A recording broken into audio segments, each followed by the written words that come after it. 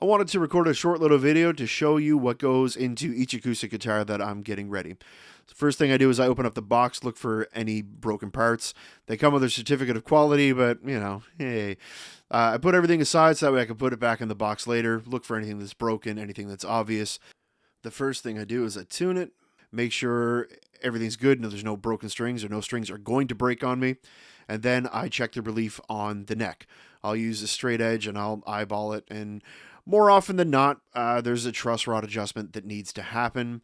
So you can see on this particular guitar, the action's really high, and you can kind of tell from the video that it has a little bit too much relief. So I went ahead and I took care of that, gave it a little tweak. There we are. And then I measure the action. This is really high. I like to bring it down so when you're first learning chords, you don't have to press too hard and work too hard at it. I loosen all the strings, take out all the bridge pins, and then I look at the saddle. Some of these have come pre-shimmed. So this is a AF229 blue model, and you can see that there was a shim underneath that saddle that really didn't need to be there. I'm finding as I'm setting up a lot of these that I still need to take about 1 millimeter off the bottom of the saddle to get the action reasonably playable for somebody who's new to guitar and might not have their calluses built up. So I use a little sanding machine to get the rough work done, and then I finish it with a fine grit on my bench to make sure that everything's nice and flat. That way everything's going to play as it should and everything's going to sit as it should when it's reinstalled into the guitar. So then I put it back into the guitar.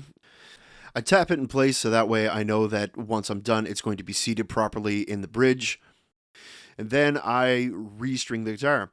This is usually about the point, if I haven't broken a string already, that I will break an E string, so I keep a few of those on hand as well. I'll replace all of the strings on the guitar if it's corroded and no good. Then I bring it back up to pitch again, so that way I can check everything. Action is much better now after adjusting the truss rod and sanding down the saddle. And you can see it's a little bit smoother there. It looks better than it did the first time. Then I take it off the bench and I give it a little bit of a playing demo.